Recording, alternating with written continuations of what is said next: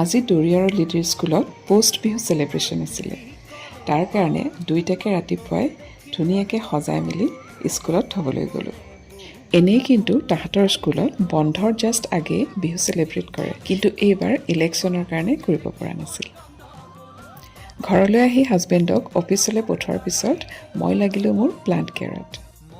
পানীতে গজাই ৰখা সৰু পটটোৰ মানি প্লেণ্টজোপাৰ পাতখিনিও চাফা কৰিবলৈ আছিল আৰু পানীখিনিও চেঞ্জ কৰিবলৈ আছিল। আৰু এয়া দেখিছেনে, কাটিংছখিনি ইমান সুন্দৰকৈ বাঢ়ি আহিছে। এনেদৰে আচলতে পটটোৰ পানীখিনি এসপ্তাহৰ মূৰে মূৰে চেঞ্জ কৰি থাকিব লাগে। আৰু তাৰপিছত এতিয়া হৈছে মোৰ টি টাইম, মানে মি টাইম। গতিকে সুন্দৰকৈ চাহ একাপ বাকি মই মোৰ টি টাইম অতি সুন্দৰকৈ এনজয় কৰিলোঁ। আজিলৈ ইমানেই, বাই।